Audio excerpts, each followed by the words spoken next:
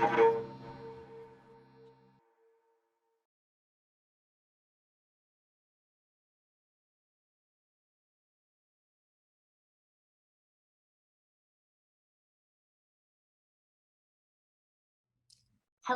and welcome to our second instalment of Scottish Ballet's Safe to Be Me 2021 Inspirational Talk.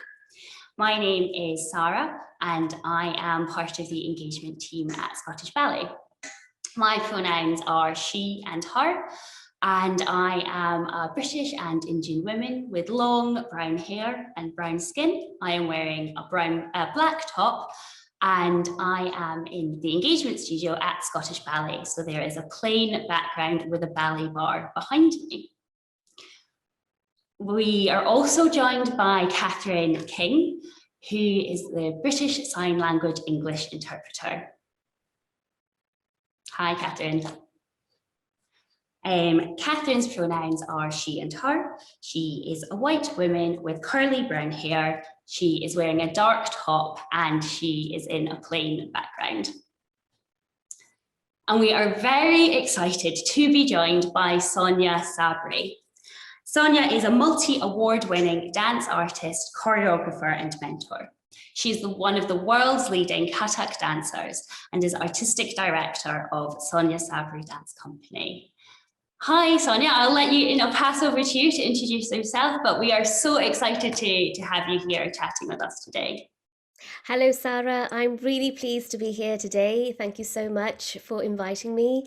I'm Sonia. I'm a dance artist, as Sara mentioned, and I'm sitting in my front room with a colourful background and a painting behind me. I'm wearing a blue top. I'm a British Indian artist, and I have black hair.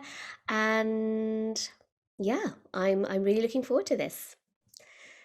Great. Well, thanks so much. Like I said, we are really excited to have you here and to be chatting as part of our Safe to Be Me festival for the next 30 minutes. So I think it would be great if we can kind of start maybe at the beginning, and if we can hear a little bit about your journey in dance. Yes, so dance actually was a slight accident, if you like.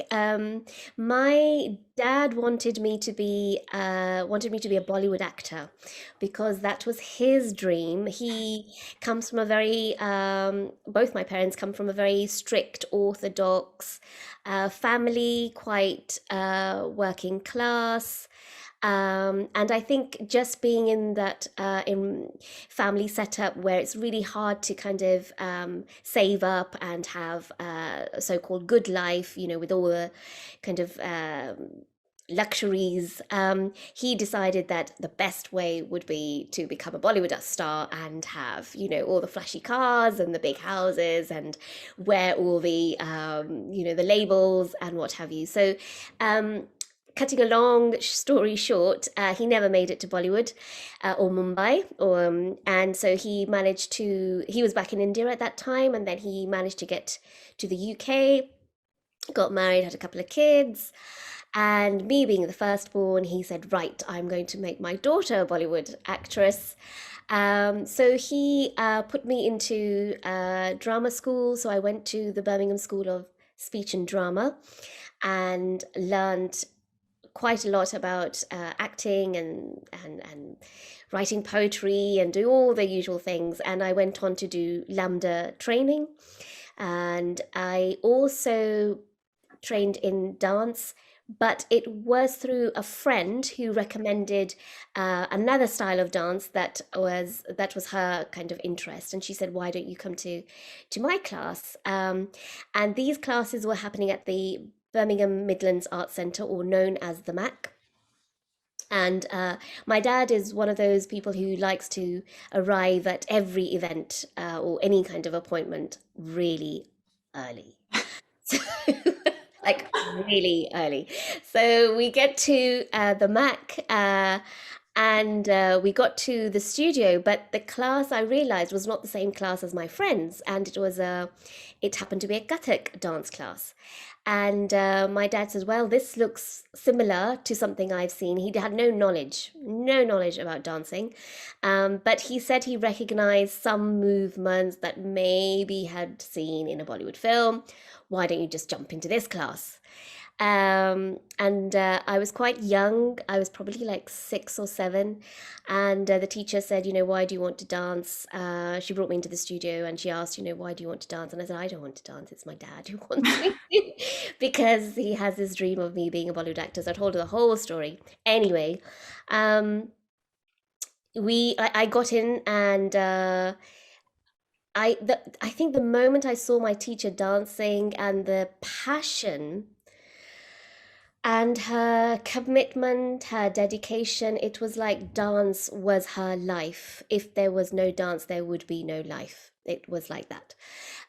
So all the choices she made every day was around her dancing. Like, even, she would not wear stiletto heels because it would change the shape of her feet. Or she would really look after her diet. There are lots of things that we take for granted, and we think we should all be doing this, but actually she made really conscious choices. Nothing should upset the dance, and she trained us in that way also. So I was very fortunate. I went to the Mac, but then she also she must have seen something in me, and she decided that she would give me extra lessons. And it's part of our dance training, especially Indian classical dance training, which Kathak is a style of, that you spend your time training with one teacher, and traditionally you would live with them or spend a lot of time. They almost become like your second parent. And you train with them regularly for hours and hours a day so that you can get a sense of the form.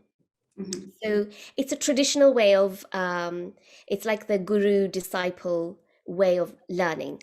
So just a once a week class on a Saturday afternoon for 1 hour isn't going to do very much. It's okay for, pastime or hobby. But if one wants to make it as a professional artist, which my teacher started to shape me into before even I realized it, I was spending a lot of time at her home. She had converted her garage into a studio.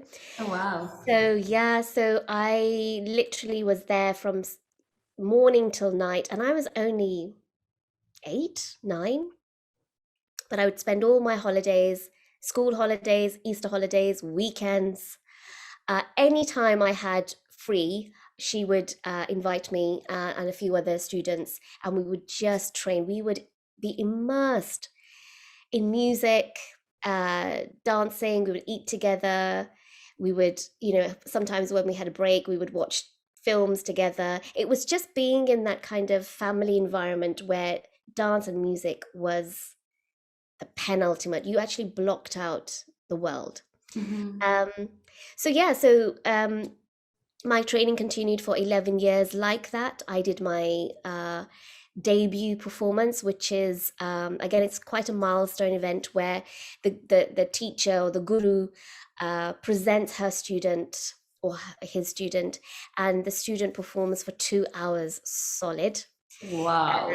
Yeah.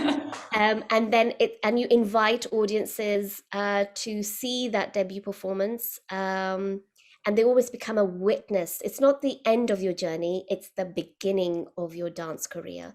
So you have 200, 300 people witnessing, okay, this is the next dancer to look out for. So I was able to do that at Mac. I was so fortunate that where I started my training, I could show some sort of accomplishment from that Mhm. training.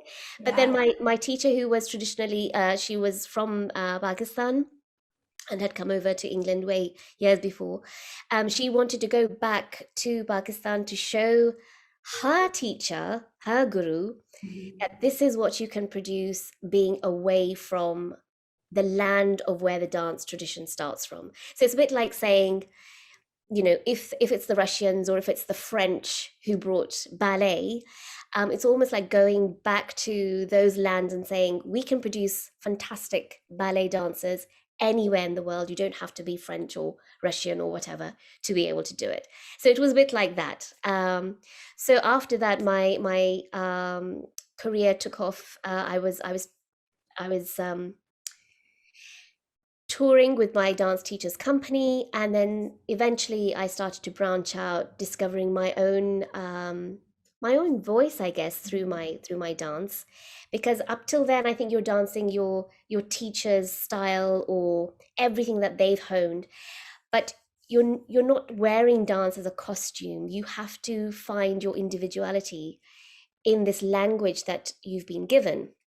So Kathak for me is a language, but I've got to share my thoughts, my opinions, my response to the world through using that language.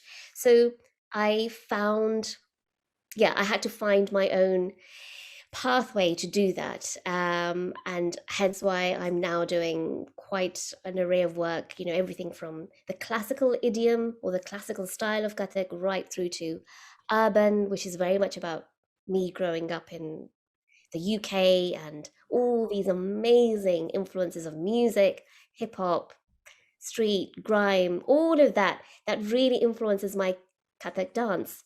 And staying true to the form as well is very important. So yes, I think it's been I've been really, really, really lucky. I have to say that I've been guided by parents and my teacher and people I've come across through my journey so far. Wow, that's such a rich journey of so many different kind of influences that you're describing, and real, I guess, connection with teachers and with the kind of family, I guess, that you talked about as well.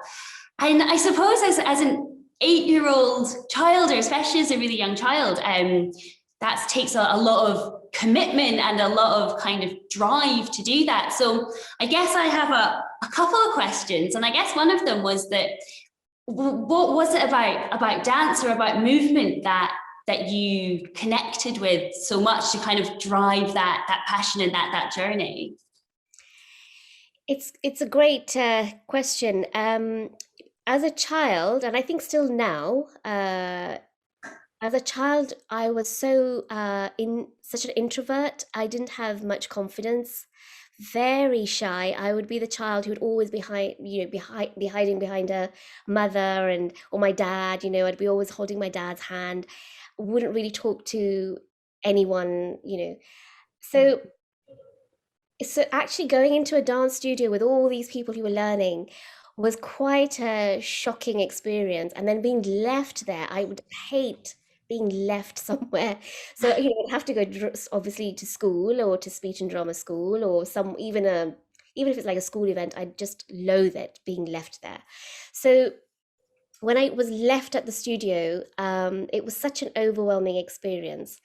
But there was just something about when I started to dance, when I started to pick up the movements, that confidence that was hiding inside, it was really buried somewhere, or it triggered the confidence. I don't know which it is. I just felt so alive. I didn't have any inhibition, which I would if I was not dancing. I would feel that I am in command of my space, of my time, of myself, and no one and nothing mattered. Whereas as soon as I switched off dancing or come out of my dance class, I would be back into that kind of a shy. So I don't know what it is. It's very interesting because moving or dancing or performing is such an overt expression. And for a shy child to do that does take a lot. So I think there is something that I disconnected with dancing, and not having to use words, not having to explain myself. If I'm feeling in such a way, if I don't want to speak to somebody, why do I have to explain myself as a child that I don't want to speak to this person, or I'm feeling like this? I would dance that. And it's such a liberating experience. And in any case, Sara, I think, children do that from when we start to move. We are actually just that's how we explore our space. That's how we, um, even with through touch, that's how we build these connections. And I think over time, we're always like you're restricted. No, sit on the chair properly, do this properly, you can't lie down, you can't sit like that. So all these, I feel these conditionings um take us away from movement, take us away from what the body, what the physique is supposed to do. And that expression, I think, is really, really important to continue to have as a child, but also as an adult. Yeah, absolutely. I guess there's that kind of freedom in dance and in movement to kind of find your own way through and maybe find a voice. And we were speaking a little bit earlier about dance as that idea of articulating something that perhaps words can, as you're just talking about. So that's really, really interesting to hear about that connection.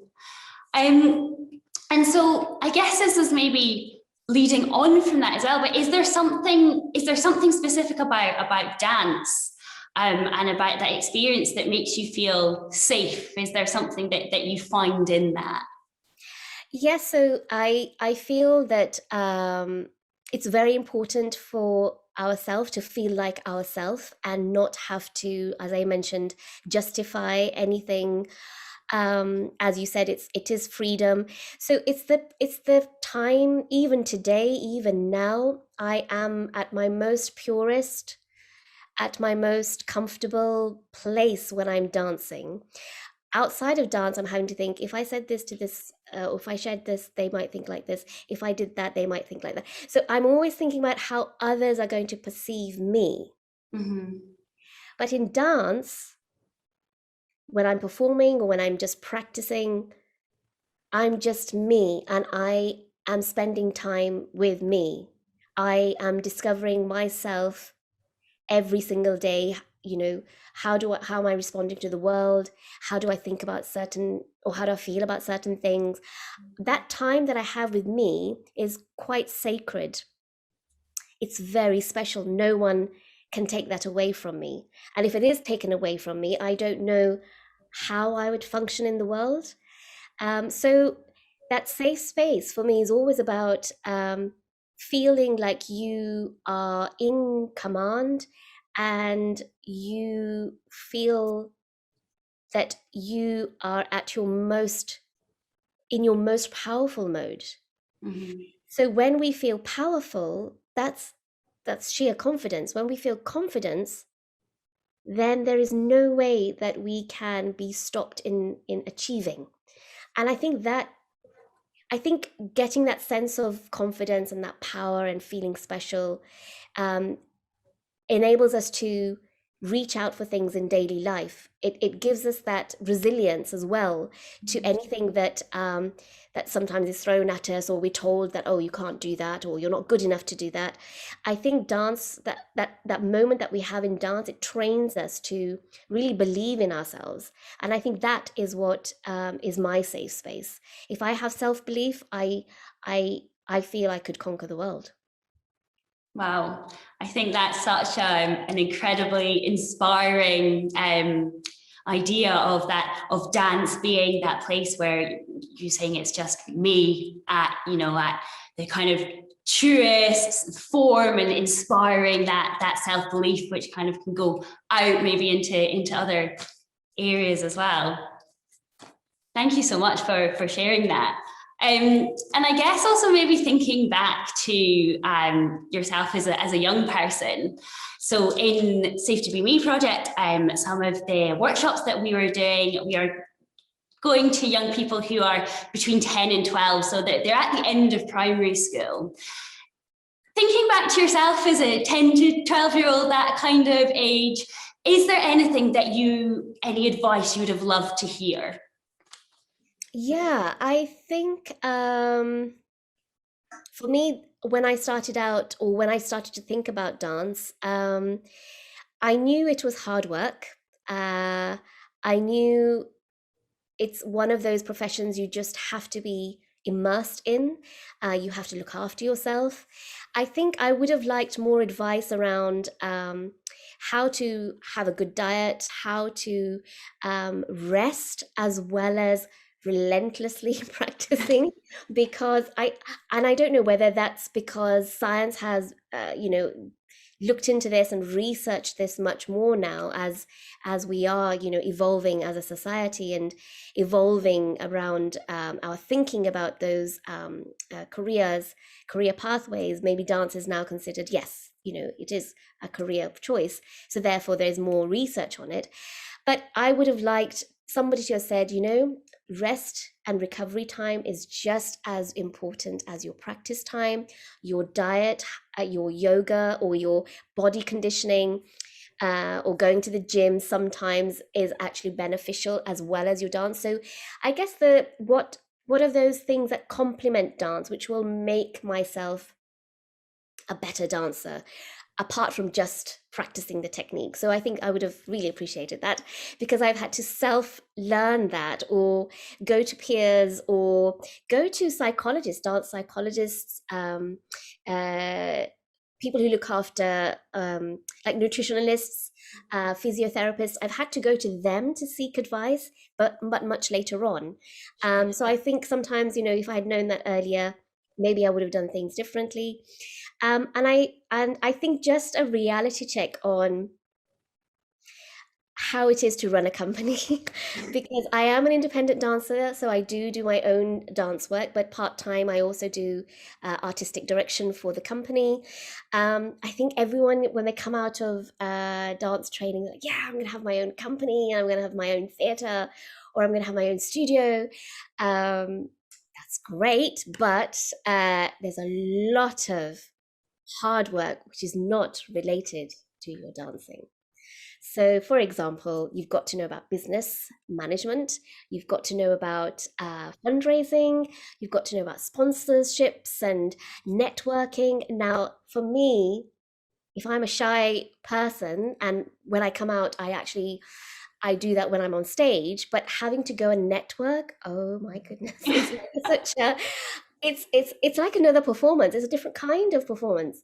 So somebody, who would have guided me around that. PR is a massive thing, and I think it's becoming, it's more of an importance than actually, should I say this? Can I say this? I will say this. It's a reality check. is more important than the content of your dance. Is more important than your dance on the surface. Not saying that if you haven't danced or you're not trained well, you can still get good PR. No, it doesn't work like that. But the PR of it, the marketing, and especially now with social media, you've really got to be constantly out there sharing your work, sharing your thoughts, and practice so hard that you're proof of the pudding. So I think I would have enjoyed and would have benefited around how to run a company.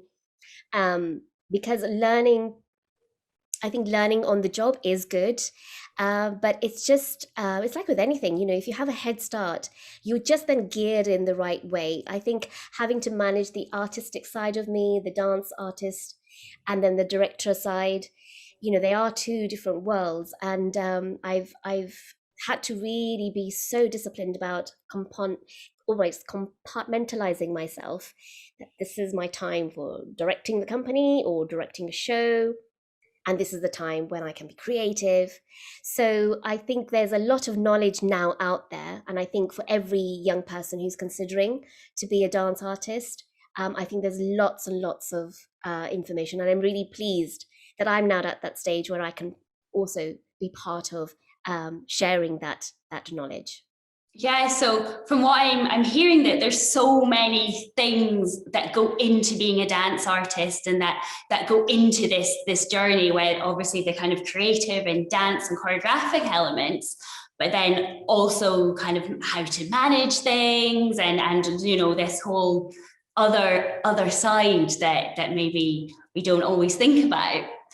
So if we have some maybe primary 6 and 7s watching this who are really interested in dance, and they're thinking, oh, like, that sounds really fun. Maybe I could do that when I'm older. Is there kind of one specific piece of advice or one thing that you would tell somebody who's really interested in dance just now? Two pieces of advice, if it's possible. One is keep practicing, keep dancing, and make connections. Make connections who are within the art sector so that they get to know you, get to know your work, and they will signpost you. They will show you where to go when you are ready for, performance or choreography or learning about another thing that one might be interested in. So if you have that network of people, and a supportive network of people, I must say, those who are looking to support young people, I think must be on the hit list. Sure. So kind of keep going, go to those classes and talk to people and yeah, keep going from there. Absolutely. Thank you. I just have one question left. I think we've got a few minutes before we finish. And I'm just wondering, you've had such an amazing career. You've won loads of awards and it's this really exciting journey. And I was just wondering, is there one thing, or it can be more than one thing, that is your favorite thing about being a dancer and choreographer? I love performing. Being on stage is just the most amazing experience. Although, backstage I'll be a nervous wreck. But I've been told that's when the adrenaline kicks in, and that's actually what you need, is so you can perform your best. You need to have the nerves. But there is something about, I used to say it was something about the stage, but given where we have been in this past year, and even before that, performing in unconventional spaces, like I've performed in museums, in like these ruined sites, or in outdoor festivals where the stage is in the middle of a lake. I mean, it's been just so. I've performed on a boat as a bargee, being a character, dancing on a boat, which was rocking. It's just been incredible. So I think just the act of performing is something that I just cannot even put into words. It's such an enlivening experience, and I think anyone who enjoys dancing would understand how amazing it is. So yes, I think that's what I cherish, and I hope I can perform for a very, very, very long time. Even when I'm old and frail, I still want to be able to dance. Wow. Thank you so much. I think it's a really beautiful and kind of inspiring note to finish our conversation on. So Sonia, thank you so much for joining us today and zooming into our studio. It's been so great chatting with you and hearing all about your journey in dance, and what makes you feel safe in dance, and what inspires you. So thank you so much. And also a huge thanks to our British Sign Language English interpreter, Catherine King, as well. So thank you so much. And again, thank you for anybody who is joining and watching us. I hope you've enjoyed listening. Thank you so much. Bye.